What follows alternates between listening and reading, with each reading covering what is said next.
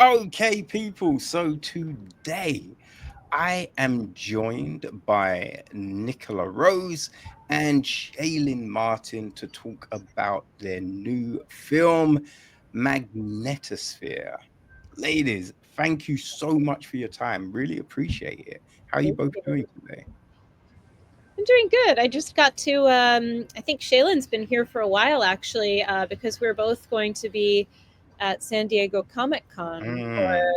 for, unfortunately, it's only for attendees. I wish I could just say like anybody in San Diego should come to this. I mean, I can't, but it's for Comic Con attendees. We're screening Magnetosphere here in San Diego on Sunday at 3 p.m. local time, which is very exciting. And I just got here yesterday, so I think it's much later, and my brain is kind of oatmeal. It's all good. It's beautiful here. Oh man. Like, is this your first time at Comic Con? Is this your first time at Comic Con, Shaylin? Yeah. Yeah, Yeah. that's what I thought. I think for me it's number like 9 or something. I've been to a Oh.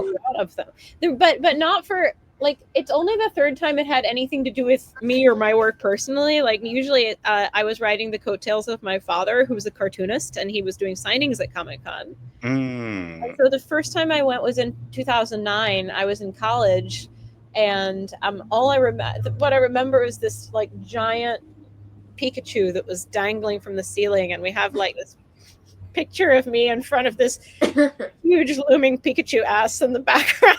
It's like that's the icon that I remember as the giant looming Pikachu ass of death from my first Comic Con. And my father no doubt took the picture because he would have chosen that angle. I'm just like smiling, like hi. Anyway, I have to find that. I don't know where it is. Nice old picture. Anyway, yeah, Comic Con is lovely. It's a haven for the weird and the hyper knowledgeable, Yeah. and there is a big film, movie, TV component. Usually studio stuff. It's I want to say pretty rare for an indie film to be getting this sort of promotional opportunity there. I was surprised and really grateful to. I have a close friend, good friend named Dan Bennett, who runs the San Diego Children's Film Festival and LA Children's Film Festival, where this screened. Despite not entirely being a children's film, it kind of is and kind of isn't. So, Mm. um, anyway, it was lovely to have that organized for us, and I'm excited to see Shaylin here. Excited to do the screening. No, that's fantastic. Yeah. I think that was one of the great parts of the film, though, that I think it can work on so many different levels. It can work for different audiences. It doesn't feel like it's a dumbed down film or anything like that. It's just this really, man, just endearing coming of age story. Thank You know. you. You know, I have a thought on that, and then I want to obviously turn it over to Shaylin because I have a bad habit where I talk a lot. But my my, I was doing several of these with Colin Mockery the other day, who is just by nature very quiet, and I had to be extremely conscious of this. I was like, I have to shut up. But anyway, the thing about this movie is that I wanted to do something that like I really like entertainment that doesn't exclude children. Like it Mm. might kind of be like it's just like it does it's not adult it's not adult, but it's not adult. And I think Exhibit A is like SpongeBob. And what's the other cartoon that, oh my gosh, my family talks about it, Phineas and Ferb. I think it's Disney. You know this, okay?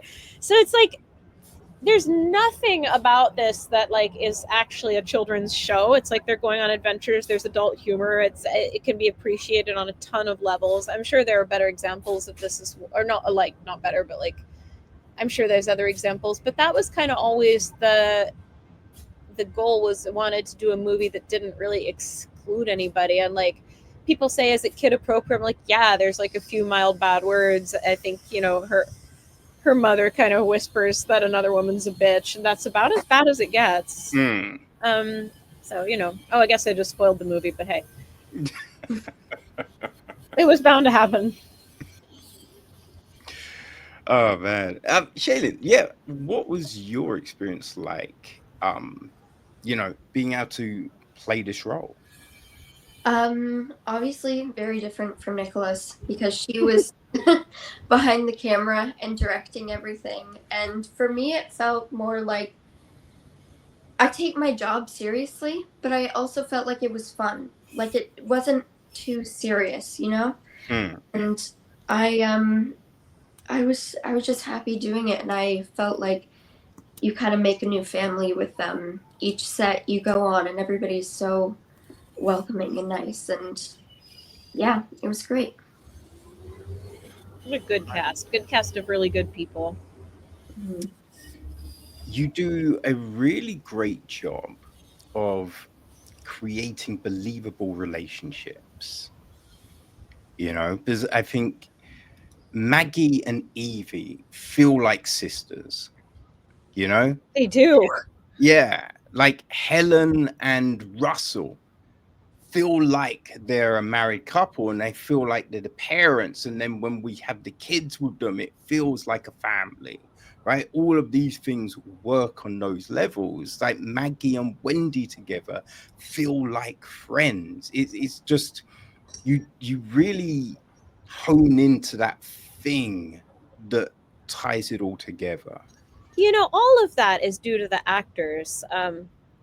But there was, you never know because usually you don't like meet them together. Maybe you do a Zoom together, like one rehearsal or something, but generally they're not cast. I don't want to say generally. Sometimes you see them together in a room, but in most cases we didn't. In this case, see these folks together in one place, and so I just kind of had to guess. Like, yeah, I think like Michaela, who played Wendy, is going to work well with Shayelin, or I think Zooey.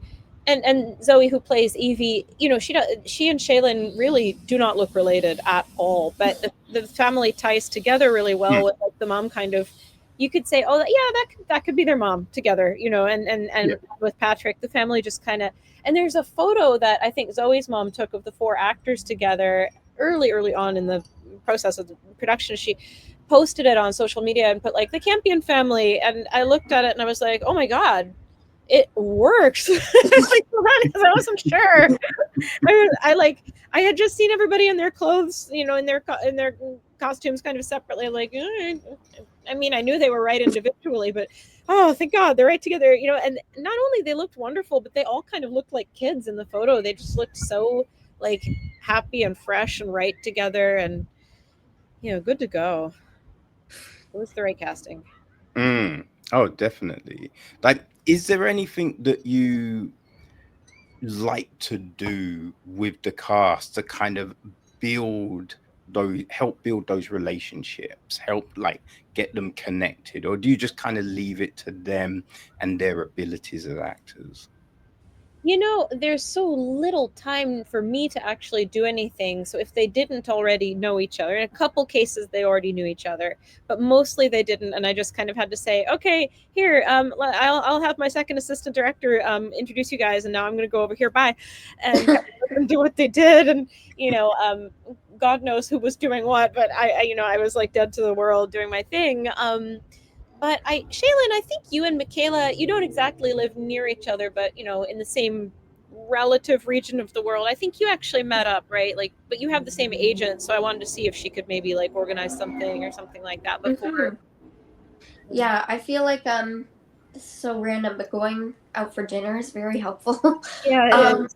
which like with the whole cast and everything, just sitting around a table and talking, just doing like anything together, even if it's not scheduled by a director and it's just in a group chat being like, hey, why don't we go to blah blah blah or blah blah blah. Even after the film, Michaela and I still hang out.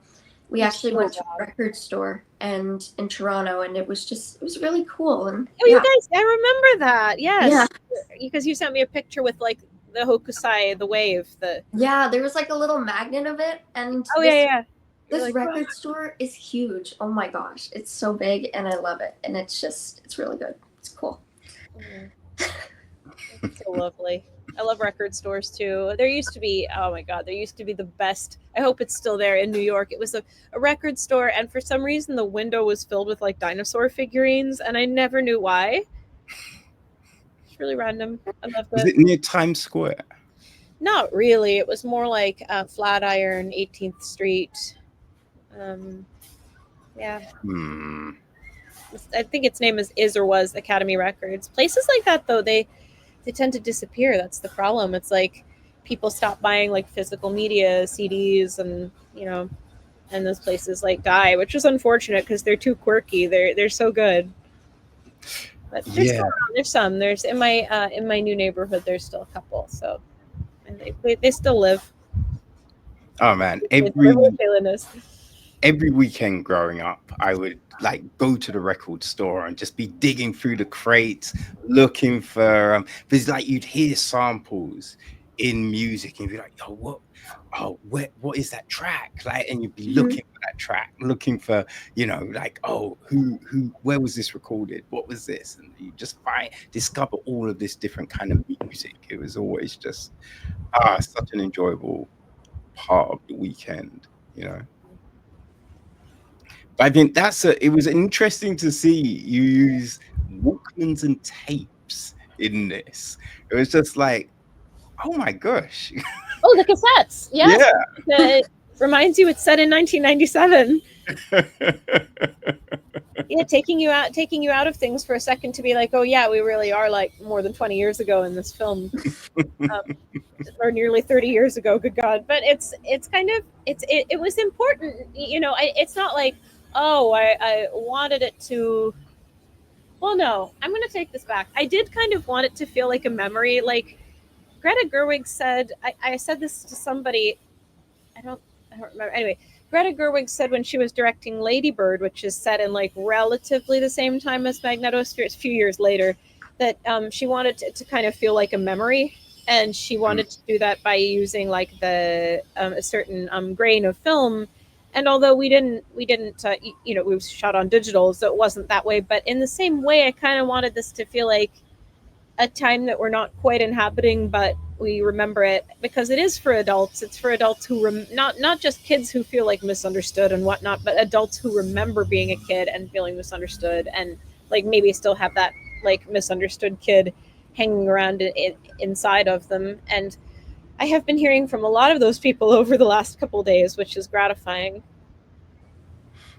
Yeah, it's there's you remember having like the Walkman and with cassettes and taping your favorite songs off the radio. There's all of this, and what I mean, just putting together a mixtape, right? There was always this art of putting together the best mixtape, because you only had like 45 minutes, 60 minutes of space, so it's right. Does this song deserve to be on this? Yeah, you have to pick very wisely. Yeah. This was your second feature film? Yes, I have another feature film called Goodbye Petrushka. That was my kind of starter feature, first feature. Let's see what I can do with a feature. Made in 2021, and I think released the following year, and taught me a lot about like what to do, what not to do. Up until then, I had just directed shorts, but I had directed a lot of shorts. So it was like, first of all, I love shorts. I think they should exist as a standalone like form of cinema. And I'm sad that sad is a strong word, but it frustrates me that they're looked at as only either like a proof of concept for a longer movie or like, oh, a short, who wants to see that? It's like they're only places film festivals. It's rare that they get distribution unless there's like an A-list person producing it or starring, I don't know, something. But it would have to be that. Like there's just no, like I talk about this as though there's a big place for indie films. There isn't. It's rare that something even gets this much like attention. But there's with shorts, it's really I love shorts because they're such an exercise in economy and storytelling. It's like you couldn't really do Magnetosphere as a short, but you could do like a tiny bit of it, maybe the subplot with Wendy and Maggie as as a short and kind of wonder, okay, what's going to happen with these girls, but you would have to leave it a bit open-ended, and but it's such an exercise in how much can you do with the constraints, with the parameters given. Features, in a way, you're being a lot less creative because you're given so much more like latitude. And but anyway, the shorts, I had just done shorts up to that point, and I was feeling like, okay, I better do a feature or like stop. And so that was Goodbye Petrushka, and then this one a few years later. Right. Like, what was the thing that? And I agree with you with shorts, by the way. Yeah. Because what I never understand is, because you always hear, like, the head of Netflix and Prime and all of these places talk about the need for content, the need for films and TV and all of this. I just made a face. Yes, this is correct. Yeah, and you're just like, okay, but why not use shorts? Because there's all of these fantastic shorts, and sometimes, like, you're sitting down wondering what to watch, and you're scrolling, you're like, do I have time for that film? But it's 2.5 hours, and that film's like 3 hours, and but you just, like, if there was shorts, you'd be like, oh yeah, I'll dip into that, I'll check that out. And I don't know. Shayelin, did you acted in a short film recently, didn't you? Or was that yes, a horror film? I did with my acting coach. We did a 48-hour film challenge. That's what it was. It was the challenge. Yeah. We were supposed to produce a film in 48 hours, and then you go to a screening in Toronto and you watch all these short films, and you see who won these awards, and yeah, it's really cool. But yeah, I feel like short films are just like, they're good, like if you want to watch something but you don't have a lot of time, and it's right there for you, I don't know. I like them. Was it Super 8 that you did? Or Crazy 8? I know there's this short program in Canada. I forget where it's based, though. I don't know this. I don't know. I'm not sure what this is. I don't know what that is. I'm not from Canada, though, so I'm the wrong person to. If Shayelin doesn't know, I definitely don't know. No, my friend Ed Douglas, who is a fantastic VFX director, he's been part of it, and like, he put me on it, so that's how I know about it. But shorts are great. But yes, but the other thing I was actually looking to say was, you made a film, right? And so yeah. What made you think, like, the second film, let me tackle synesthesia? Oh yeah. So a lot of people have asked me this the last few days, and I keep feeling like now I need to make up some answer that's way more fun and exciting and a total lie, because I've said the real thing. No. Let's just Okay, so synesthesia was something I was like faintly, vaguely aware of, and it had always interested me. Like, oh, people like hear color or like taste somebody's like name, or they don't want somebody to get too near because they have like a stinky aura or whatever. There's so many ways this can manifest. It was very interesting to me. But it was only in the absolute like back of my mind, behind like everything else, until there was a film I saw called Confetti. Director is Anne Hu.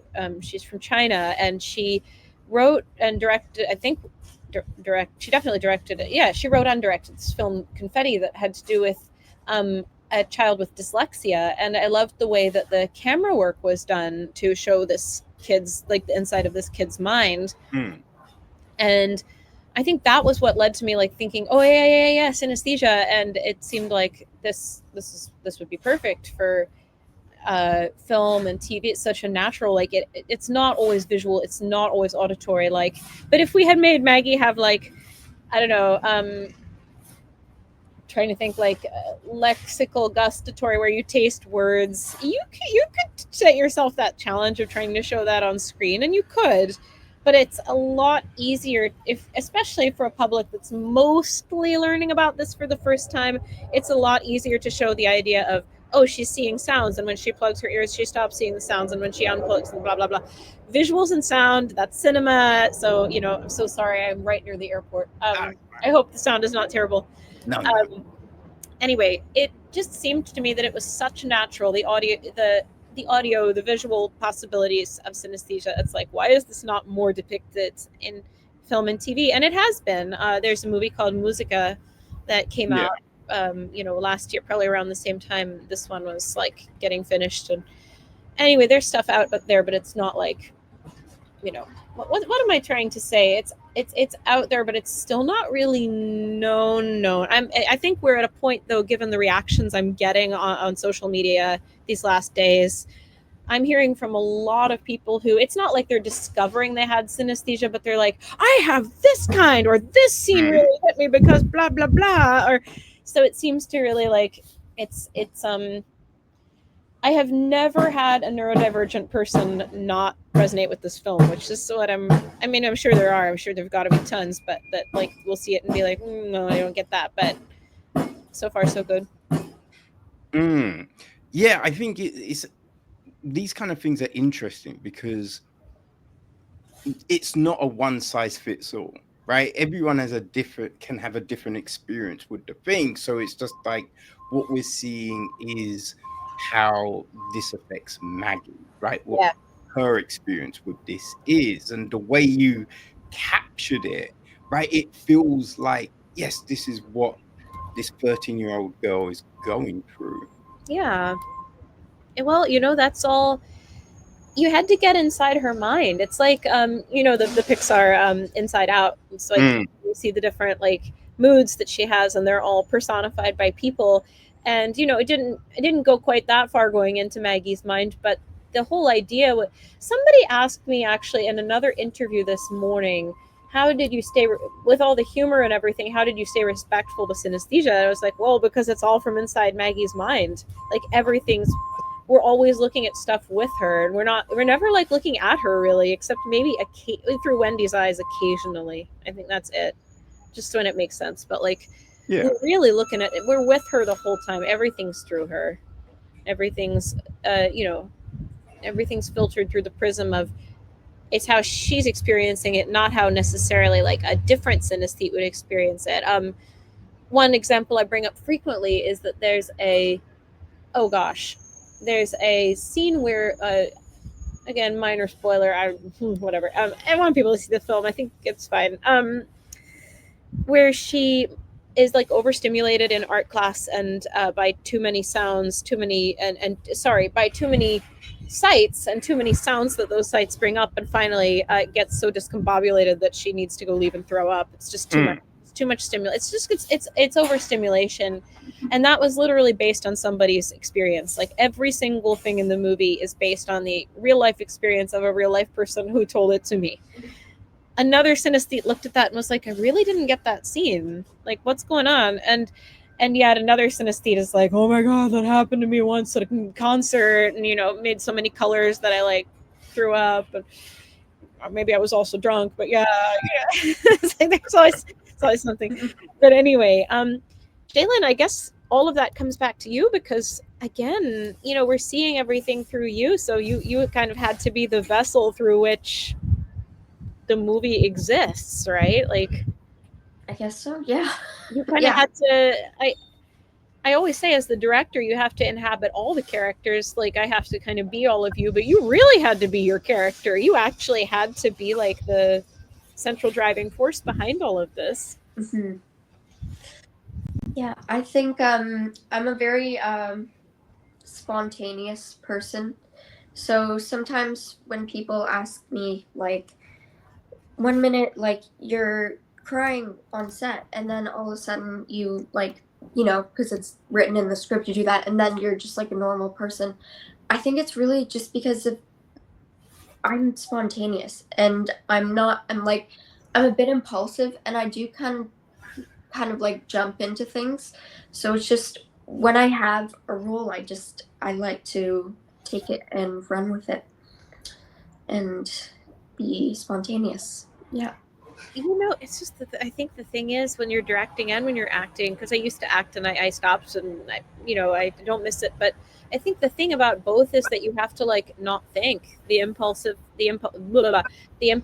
is very important, because when that's your motor, you're going to come up with your best stuff. It's like when you're playful, you're going to do your best thinking. And, you know, when you're doing your best thinking, you're going to be playful, and hopefully it'll be like a positive feedback loop. So it's a necessity. Yeah.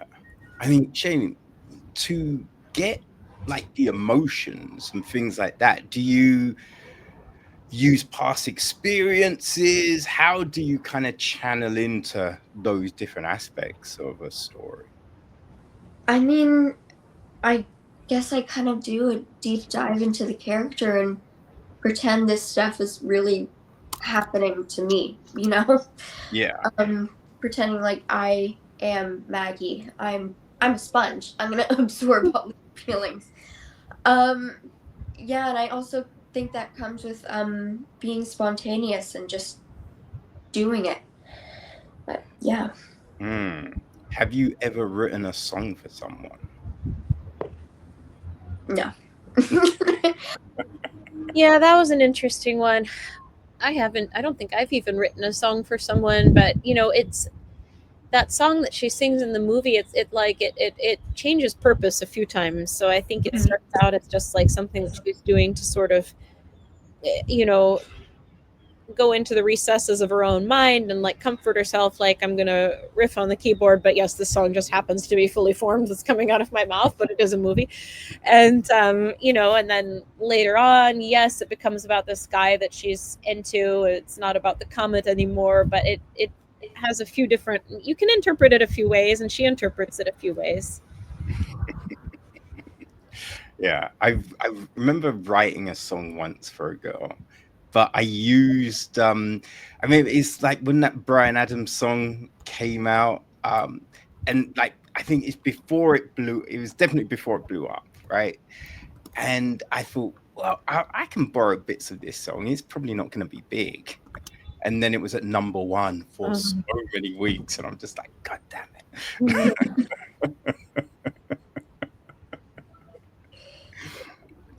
Like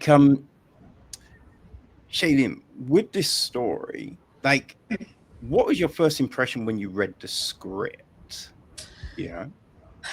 When I read the script, I didn't feel bad for Maggie, but I felt like, oh my god, you're going through so much shit. Sorry. And I don't think a lot of people get this. It's hard to be a 13-year-old girl. Like, oh my god, so many life changes, and you just see the world differently. And I feel like now that I think about it, it kind of has a bit of a connection with Lady Bird, and just that feeling of like growing up and trying to understand the world. And I'm 17, and so I feel like I am kind of going through that right now. It's like a different sort of turning point. Yeah, and when I read the script, I was like, half of me was like, poor Maggie, and then the other half was like, oh my god, good for you. But like, I felt so many different things, you know. Yeah, like when you're looking at, you know, potential roles, is there something in particular that you kind of look for, you gravitate to? I don't cast myself. This is why I stopped acting. No, cast yourself. I watched a documentary last night. Well, it wasn't a documentary, but it was like, I watched Lin-Manuel Miranda talk about Hamilton, and there's a woman who was like, why do you cast yourself in your musicals? He's like, the truth is, I don't. I'm not the one looking for things here. It's because I'm really talented, lady. No way. Like, I get sent the auditions, and then, you know, you audition, you look through the script. If you get a call back, you do. If you don't, whatever. I don't make those decisions. That's not in my power. Yeah. I wish I had understood that as like a 17-year-old. It's not in my power, because that was my problem. I feel like you figured this out early. This is very healthy. But like, I feel like that was so genius when he said that. I don't cast myself, because I had so many people ask me like, when you look for a role or when you want to be in a role, what do you look for in a role? And it's like, I don't choose this. I don't have a say. And there's nothing wrong with that. It's just, that's not within my control. No, but you're looking at, the things that you might like to be in, right? Yeah. I mean, like, I do have desires of like certain films that I would like to be in. Like, I'm really curious about period pieces right now. Oh yeah. You'd be good. I like the horror genre, and also coming of age is great. There's so many genres in my head that I would love to do. I actually have Letterboxd on my phone, and it's my favorite app in the world because you can like go through your watch list and you can literally look through genres and be like, if I'm feeling this mood today, I can watch this genre. If I'm feeling that mood today, I can watch that genre. And it's just Letterboxd is great. It's amazing. I love it. I mean, like, there's the rare people who have Letterboxd. Like, you really have to find them. I have like 2 friends on Letterboxd, and that's because they're deep thinkers. Anyways, it is always those deep thinker types. It's the types that go to Comic-Con. It's the ones that like think about stuff a lot. Yeah. Letterboxd users are they're pretty great. Like it. I like it.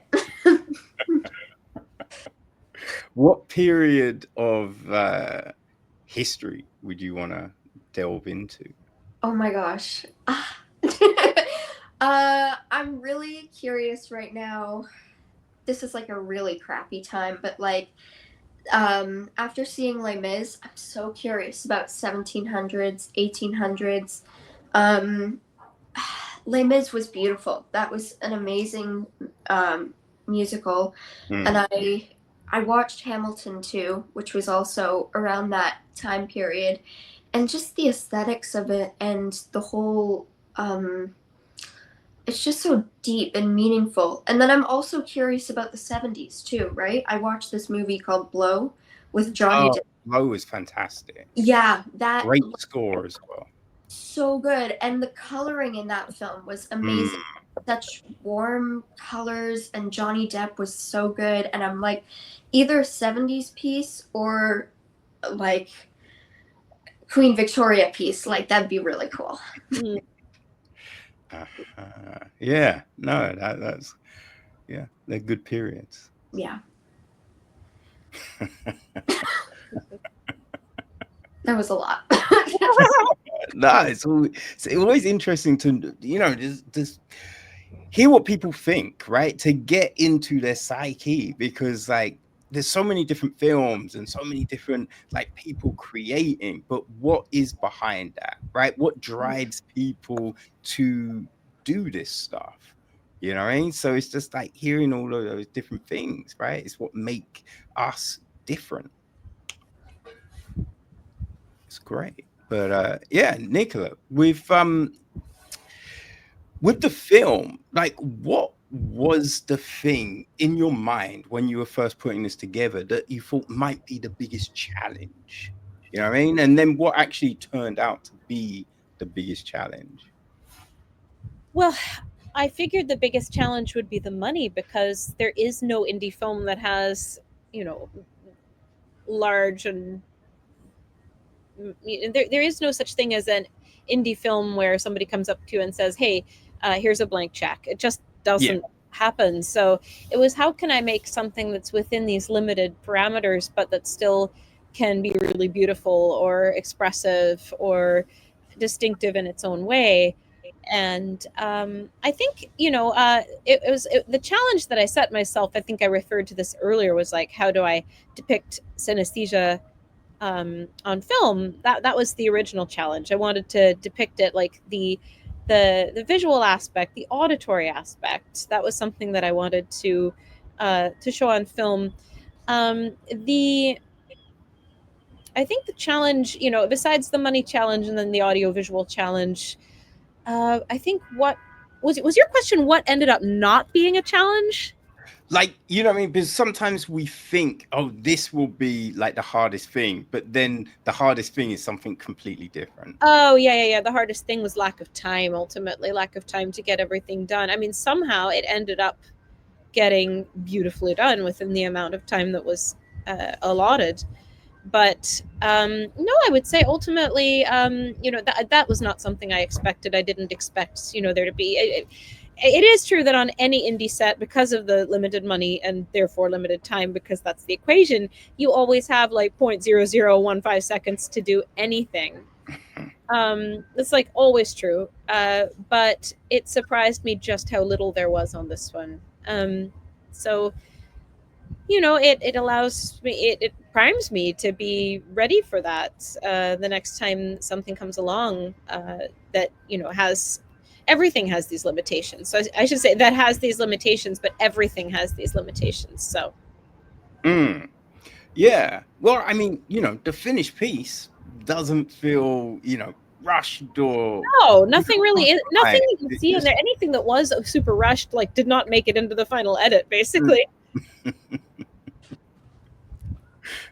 It was very little. It came off beautifully.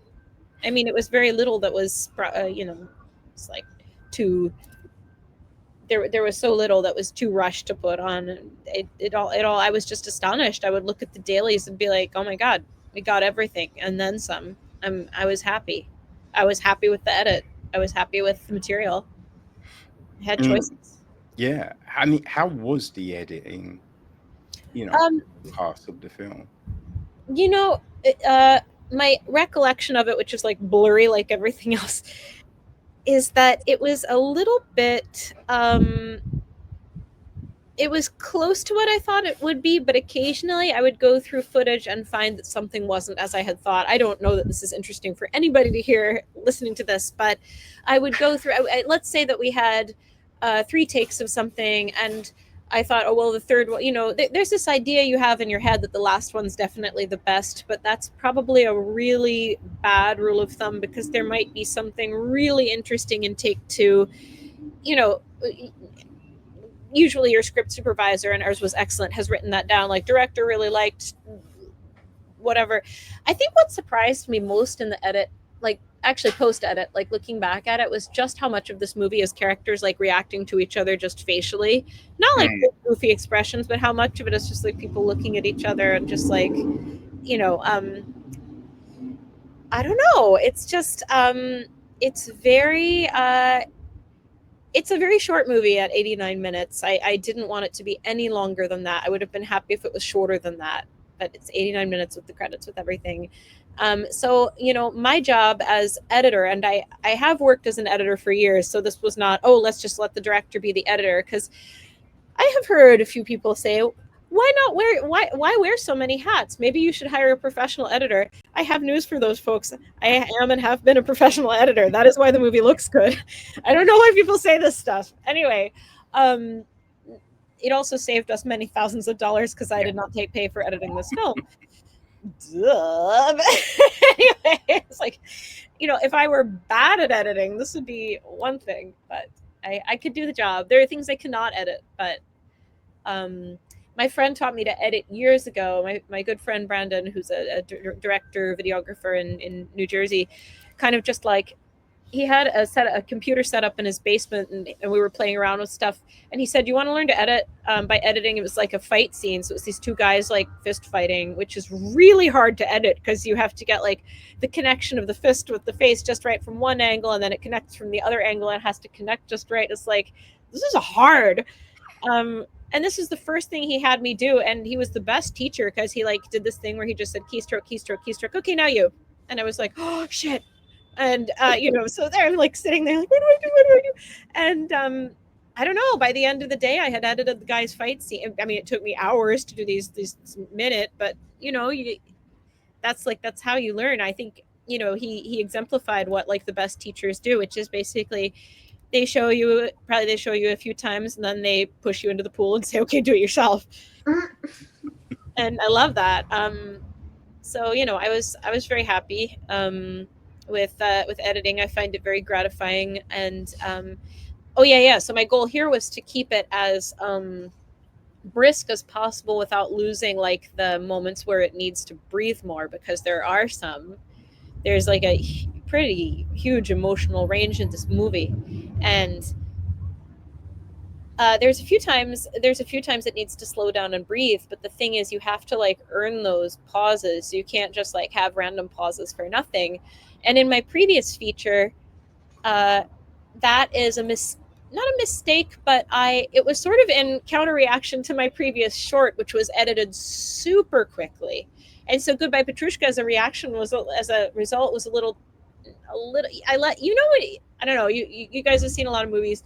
You know when just a little too much air is left around, like not a ton, Yeah. just a little, like half a second less would have been just right. I was actually doing a filmmaking talk at Boston Public Library the other day because I live in Massachusetts now, and I was showing this. I was just showing like, okay, guys, here's where I effed up the editing in Goodbye Petrushka. I was sort of riffing. I didn't know what to do, so I was showing these.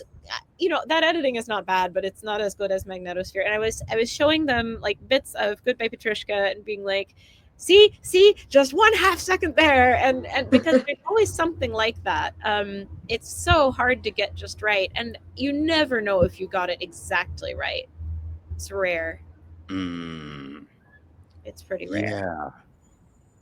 Yeah, that's in, because there are these really there was this moment towards the end of the film where Gil's on stage, and it's just the expression on his face is so great, because you just think that's exactly how that character would be in that moment, right? That was just fantastic. And there's like his final form. Yeah. And there's this moment where Maggie's crying and Evie comes over, and it's just the expressions, and just that moment is really just works so well. And the conversation between Maggie and Wendy, there's all of these moments where it's just like the facial expressions and just really just speak volumes and bring the scene to life, Thank you. And I know we talked about this, but I just have to say again that this all comes down to casting. This all comes down to the combination of these actors together, because with different folks, I don't think this would have worked. I think the only characters in there that other people could have played, other than the people who I'm not saying there aren't equally good actors around. There are, but for these roles, I think it had to be these folks or else. I think the only ones that maybe other people could have played were the bullies, because here's why. This is not a comment on those actors. They're wonderful. But there's so many actor kids who have been bullied, and therefore there's so many actor kids who know how to play bullies, because like every like actor kid I've ever met on earth has in some way, they're never the bully. They're always the bullied, and therefore they know how to turn it on and be like, turn into Regina George or the boy bully, Guy Regina George, King George. Anyway, that's the whole point. Anyway, she's Queen George. But anyway, I remember reading that and being like, oh, duh. Anyway, mind blown. But anyway, I just I think it all comes down to casting, because you have to get it right, and it's such a relief to see them together and be like, oh, this worked great. Okay, now we can move on and do the next scene. With casting, was there, when you were like thinking of, who could play this role and blah, blah, were there a lot? I mean, did you have set criteria? Was it like this character has to be this tall, this color hair, blah, blah, blah, or was it literally, let's see who auditions and is their performance what we need? Well, so the only ones who were like open audition, not is that the term? I mean, so the adult actors, except for Maggie's mom, were all cast. And Maggie's mom was really hard to cast because she has she's just sort of there holding the piece, holding things together, and establishing things until her one final scene, which is really, really good, and she had to be able to do that. So it had to be somebody who both seemed extremely sort of serious and buttoned up, and then all of a sudden, like, told the story about her doomed first love, and it was really funny. And it's more difficult than you think to find Tania Webb, who was perfect, and has this humor that unfortunately goes unexploited in most of the movie. Same with Stephen He, who is like known, I think, probably on other planets at this point for being funny and making really funny TikToks and being like this guy who makes his own content, who's a funny writer and a funny actor and blah, blah, blah. And he is literally, I don't think he ever has a funny line in the movie. He's like, he's there to be lovely. He's there to be a love object. He's there to be emotional support instead of emotional damage. Ha, ha, ha, ha, ha. But he's there to like be so many things, but not what he naturally is. And you know, I thought about that. I thought about, man, I wish we could exploit more of him being silly. But on the other hand, his fans, when they see this is the only time they're ever going to see him that I know of being like pretty dramatic. I mean, it's lighthearted, but he does all of a sudden do this dramatic scene, and it is not what you see from him normally. But that's what's really interesting at times. It's like seeing Adam Sandler in Punch Drunk Love. Yes, right? And people don't believe it's like, he can do that. Of course he can do that. Like every comedian can go be dramatic. It's the inverse that doesn't work. Yeah, exactly. Yeah. But it's sorry, not to cut you off, but yeah. No. But it's that's the thing that's great when you see someone who you always see being jokey and film do this other, you know, type of role, and you're like, oh man, that was so good. You know? Or you know, any number of things that Robin Williams went and did. People are like, you can do drama. It's like, what do you think? Oh, 1 hour photo booth. Jeez. Like that was oh man, he was so good in. Which one did you say? 1 hour photo booth. 1 hour photo, yeah. Yeah. And I think, was there one Insomnia? I think it was Insomnia. I forget, but no, his dramatic roles were really freaking good. Really good. So yeah, no, that's always it's always interesting. But it's just like the casting, because we don't always, you know what I mean, a lot of times the love interest is a particular, you know, we see the same type of person in those roles. So having Stephen He as that, right? Wendy as the friend, like it was refreshing and really nice, you know what I mean? You really don't think, you don't expect things to go the way they go with either of those relationships, which sort of have Shayelin as the point of the love triangle in a weird way. Yeah, that's the thing. That's the thing. Was this your second lead role, Shayelin? Yeah, second one. Yeah. How did that feel? That felt pretty good. It feels good to be noticed. You just carry it so well. It's just like, I don't have to worry about anything. She's got it. I don't know how you do. I hope you never think about it. Anyway, over to you. Sorry. No, it's okay. I just, it's a really good feeling to know that a person thinks of you that highly to have them in their film, and I'm privileged to be in Nicola's film, Magnetosphere. When I did Wild Goat Surf, I was looking at the director's story, and you know how they usually have actors where it's like 1, 2, 3, 4, 5, they like number them, and I was at number 1, and I saw this, like I caught a glimpse on her story, and I was like, guys, like, what's going on? And I was just like, I was enthralled. I was really it's good to see that someone thinks about you that much. It was tough to cast, because the thing that I may have said this in front of you before was like there were like 6 or 7 other people on the short list. It was actually not easy. You were the obvious choice ultimately, but like when we were sort of long listing and short listing, the thing that blew my mind was how many people were really good for that role, and how many people were really good for, Wendy was the other one that was open cast. All the kids were open cast, and mom. Everybody else was like previously attached. I think. Oh yeah, some of the like day player role, you know, the doctor, people who come in and do one good scene. Right. Okay. So what is the thing that kind of lets you know that someone is the right person, right? You had these few different people, but in the end it was Shayelin. So what was the thing that kind of tips the balance for you? I could tell that she it's going to sound so insulting. I could tell that she wasn't thinking, she was just doing. I could tell that, because this is the best, this is the best thing an actor or a director can possibly do. And this is why I almost don't want to say it, is everything is just coming from the guts. There are some actors who just, like, it's this gift. They know how to do this, but I don't know how they know. I hope I'm doing it as a director. I always feel like I'm in the zone when I have blinders on. I feel I'm doing my best work when I'm not thinking at all about what I'm doing or what I'm saying.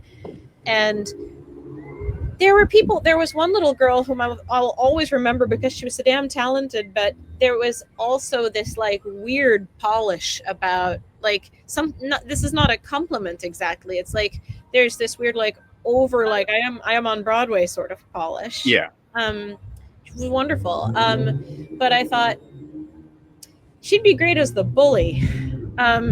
And I mean, she kicked ass in her audition for Maggie and for, I think, for Wendy as well. I don't remember, but she was terrific. That was the thing. But I remembered thinking, with this kind of sheen, this the last thing you want.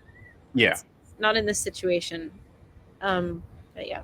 Yeah, no, I completely understand what you're saying there. It's like sometimes you want something just to feel natural, like it's off the cuff. And some people are a bit too, well, the thing is, and you're just like, it works, but it just feels a bit too precise, a bit too planned out, you know? That is the problem.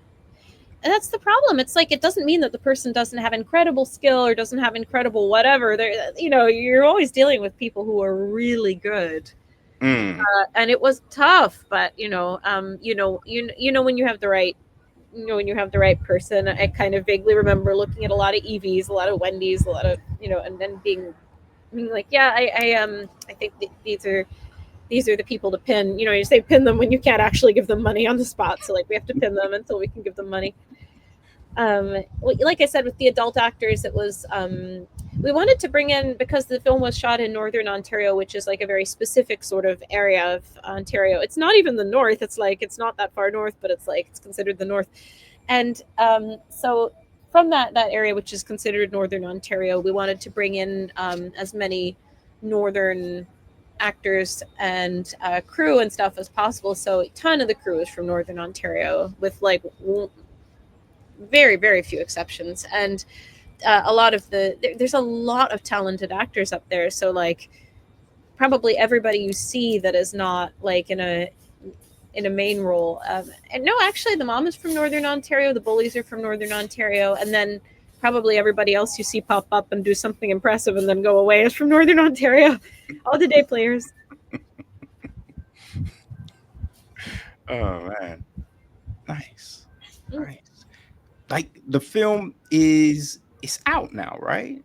Yeah, it's just released on streaming in Canada, US, and Mexico, on a whole bunch of platforms, from Amazon Prime to Apple TV and everything in between that sounds like slang and other monosyllabic websites.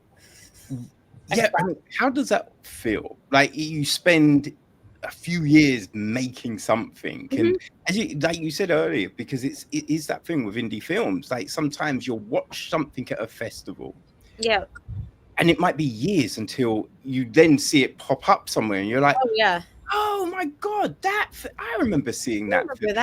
So when it actually gets released, right, and the whole world can finally see this thing that you've been talking to your friends about for all this time. Yeah, it's like, you'll see it sometime, you'll see it sometime, you'll see it sometime. I don't know. Oh God, I don't know when you'll see it. Okay, like, I don't control it. That's what I've been sounding like for 2 years. Yeah, what's that feeling like? That you're just relieved. You're just like relieved. People keep saying, "Are you walking on air? Are you?" No, but I'm because I'm tired. But I'm just so delighted with the reviews that have been coming out, and I'm trying to post them like one a day, so people, because social media is weird, so you want people to actually see it and engage with it, which is hard if you don't pay Meta a whole lot of money. But anyway, trying to put out these reviews one at a time. I didn't know what to expect. I expected, with Goodbye Petrushka, which is a fairly weird little film, I got a lot of it's a fairly weird little film, and that's what I was sort of expecting here. But they have been glowing. There were two that actually made me stop in my tracks yesterday, because I have an alert on my phone for something came up, and you think, oh God. And then you look at it and you're like, oh, I think out of 10, there's been only 2 that were critical, and they're not critical of like, it's not even critical of the actors or their performances. It's more like, what's going on? Like, just pure confusion. But the other ones have just been like absolutely glowing beyond anything I would have expected. And I saw audiences respond to it. I saw them like it in Toronto and New York, and oh my God, there's one, but the best one was in New York, where we had an audience of like 150 or 200 kids. This like, Shayelin, I wish you had been there, but anyways, I think Zooey was there. There were like all these, it must have been grade 6, grade 7. They were like 12, 13 years old. And I thought, well, I was kind of ready for my execution, because I was like, these are the people who can let you know if you suck. Yeah. And like, not that they're trying to let you know, it's just to be incapable of keeping it to themselves. And instead, oh my God, they just blew the roof off the place. They loved it so much. This was like, anytime there was a hint of anything, this is a very, very PG rated movie, but anytime there's a hint of sexual tension between anybody, anytime there's a hint of, anything remotely uncomfortable, which is all the time, they would like scream. And I don't want to give away what happens, but there are a couple moments where some situation finally comes to a head, and you've never heard a louder. I was finally just audio recording the room, because I thought, oh, here we go, and then it would be so, it would overpower my phone. It's just like, if only we can get this in front of, which 2 scenes I'm talking about. I was just like, if only I could get this in front of kids this age. And also the fact that every single one of them knows who Stephen He is, and when his name even appeared on screen, it was deafening. And every time when he appeared on screen, first time he appears on screen is to audition for the bad production of Pirates of Penzance that the dad is directing, and they're like, ah. It's just like, anyway, best screening, best critics of all time. Oh, that's nice. Yeah, they were lovely. Awesome. Oh, that's great, right? Yeah. Because you work so hard on these things, so getting that kind of response. There's always going to be good. There's always going to be bad. There's always going to be, but that's the thing. It's like, that is, you would expect a mix, but man, that was a good one. Do you know what's next? Like for me? For both of you, like what have you got? You know what I mean? Like I don't know for myself. I'm taking an extended break, which seems to involve living in Massachusetts for a little bit, and maybe I'll work on writing instead of directing for a bit. It's very unclear. I don't know. Shayelin, how about you? Anywhere the wind takes me. No, I am. I'm doing school. I'm looking into, college and university, and I want to study directing and acting, and just whatever auditions come, and if they don't, that's cool too. I'm being so serious right now. Like, anywhere the wind takes me, I'm not joking. And Nicola, like, genre-wise, are there genres that you kind of think I'd like to play in that sandbox, or is it just kind of whatever story comes to mind? It's more that because I write them, so I don't think I'm gonna naturally, like, my natural proclivities are, I'm probably not gonna write a thriller, probably not gonna write a, like, I don't know, probably not gonna write like a Hallmark love story either, unless somebody hands one to me and says, "Hey, do you want to direct this for a nice, healthy paycheck?" And then, yes, of course. But as a writer director, I feel like I tend to want to stick in this area of awkward misadventurers in their teens or younger, sometimes older, who are figuring things out in an extremely messy way. And people always call that coming of age. I don't know what you want to call it, but whatever you want to call it, it's that genre that interests me, because it's people at this weird period of transition. And as Shayelin was saying earlier, 13 years old, it's like a lot of reviewers have mentioned this. It's kind of the time that you feel everything the most deeply. And so, Oh, yeah. it's interesting. Like growing up, I remember watching My So-Called Life, right? Yeah. Because it was kind of I was getting to the age she was, and I think she was a few years older than what I was at the time. But you're just like, oh, I know what that feels like, or you know what I mean? And so you gravitate to those experiences and everything, and it hits you that, and you're like, oh my God, that's what's gonna happen, and that's what you know what I mean? And yeah, it's those kind of shows when you're a kid that you just, it speaks to you, you know what I mean? It, I want it to be something that hits people where they are, even if they're 47 or something, that, that speaks to either the kid they were or some moment of transition that they're at the moment. Yeah, because when you're watching it and you're older, you'll be like, oh my God, man, I remember that time. Like the first time I asked someone out, the first time I did this, boy. Yeah. Awesome.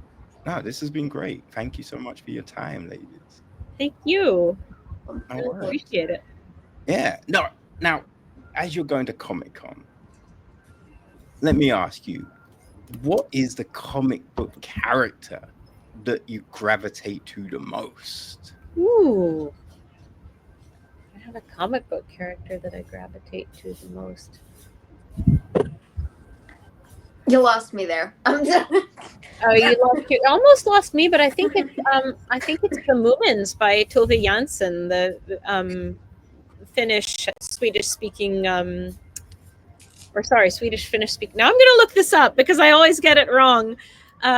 She did this cartoon. She did it for a newspaper for many years, and it involves these like beautiful stories told by and about these little sort of bunny hippo troll looking characters, but they're like again, it's something that's really not for children at all, despite it's very philosophical. It's very sort of, but it was sold as a kid.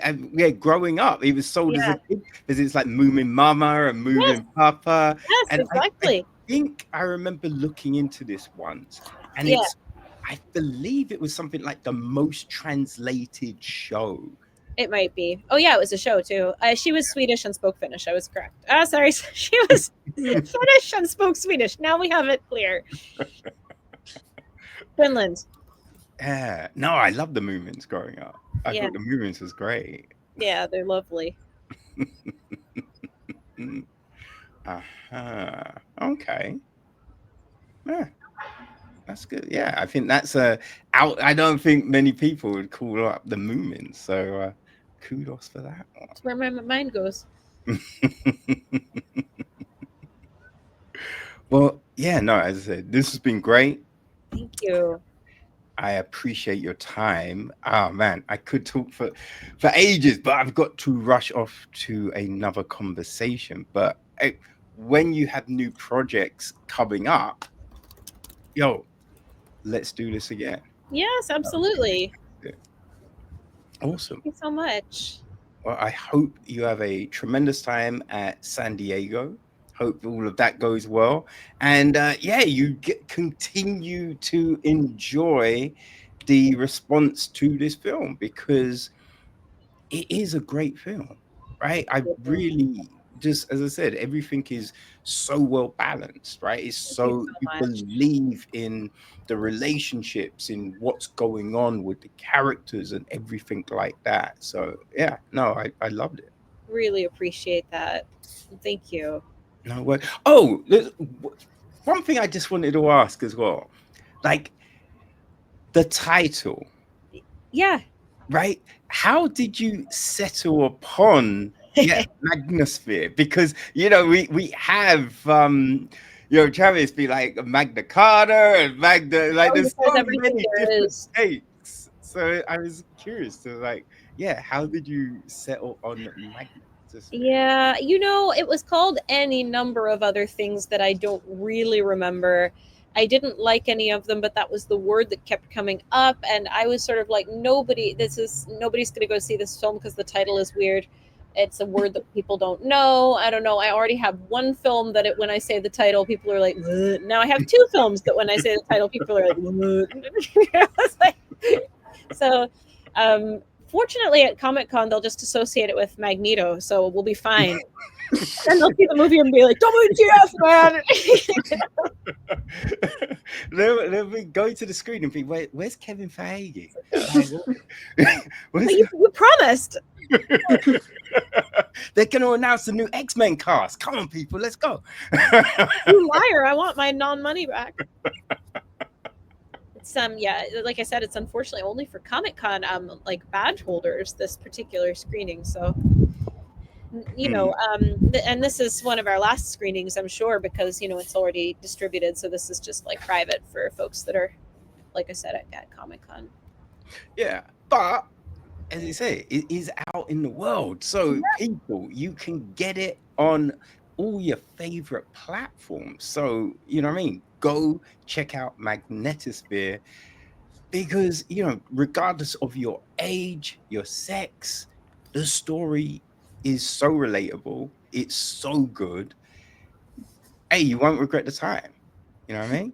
So go check it out. Thank you. I really appreciate that. And no worries at all. No, I honestly enjoyed it, and I really appreciate Leah setting this up, having the opportunity to speak to yourself and Shayelin. It's been tremendous. So thank you so much. Thank you. All right. Enjoy the rest of your days, ladies. Okay, you too. All right. Bye. Bye.